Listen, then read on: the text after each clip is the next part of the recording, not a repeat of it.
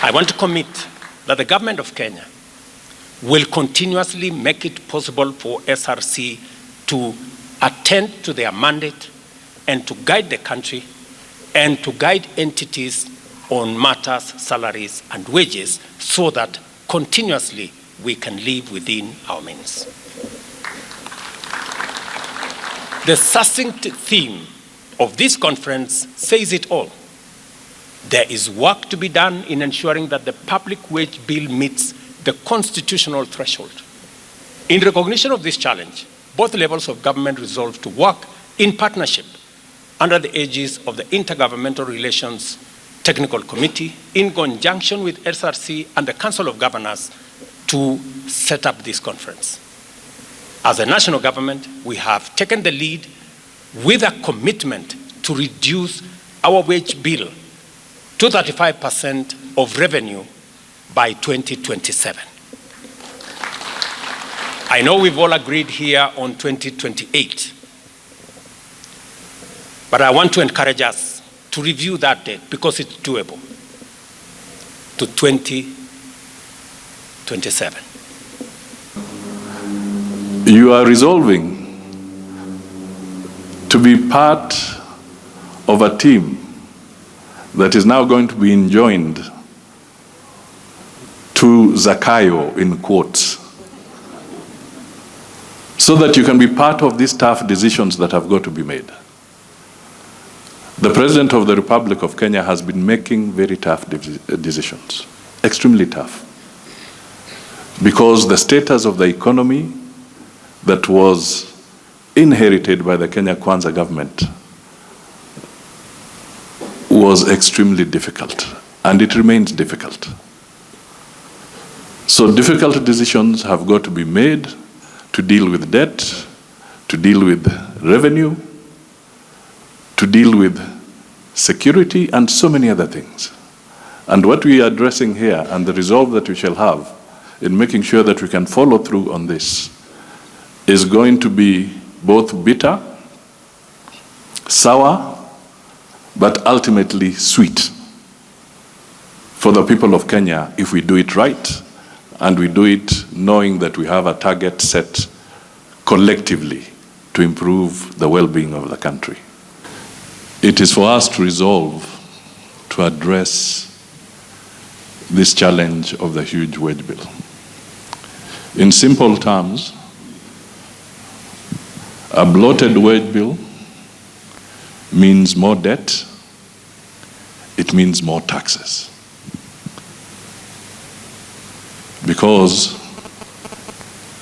it has a priority call on the consolidated fund. So more wages, more debt. More wages, more tax. The President is always told, you are taxing. Messages come, listen to your people. Some of us here engage in that chorus, actually criticizing and even emphasizing that he's overtaxing. What are you doing in your own center of authority to shed off the excess weight? That should be the fundamental question here. Previously, we have had retrenchment, we have had the golden handshakes in the past, all targeted at trying to address the issue of the wage bill. So if we have to get to where we are, we then have to figure out how do we leverage on technology as a critical intervention on addressing the wage bill. How does Parliament play its role? How do the county governments play their role?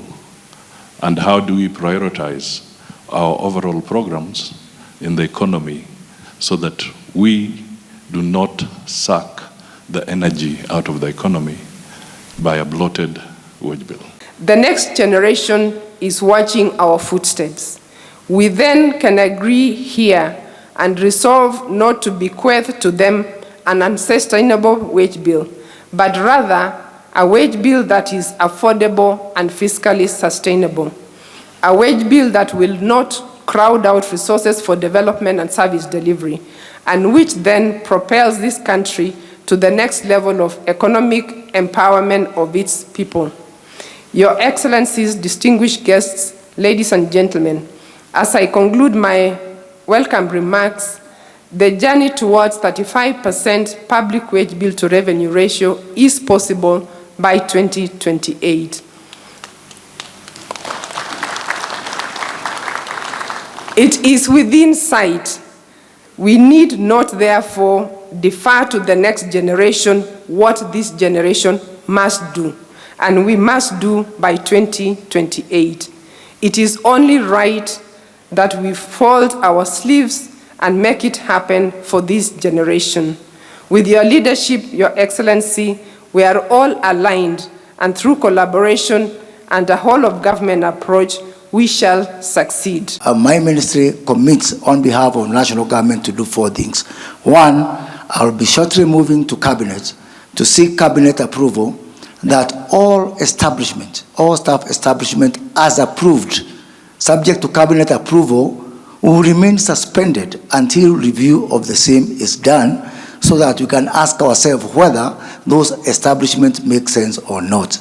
Secondly, my ministry is going to spearhead a government-wide program of looking at our processes, reviewing our processes, asking ourselves which processes are not making sense, asking ourselves which processes can be done using digitization, so that as we review our establishment, that we are able to have a public service that is fit for purpose. That, Your Excellency, as has been mentioned in the commitment, is to ensure that by December 2024, we migrate everybody from the president to the smallest person, to the driver within public service, to a system of performance management, and that one we will implement. The Chief Justice is here. We must also ask ourselves, when courts make decisions, particularly the labor court, when you give awards, what is the scientific process that you have used to arrive at that wage that you're actually awarding? And what does it mean for the broader economy? As we discuss the issue of the bloated wage bill, we must also address ourselves to what is the real wage? What is the living wage?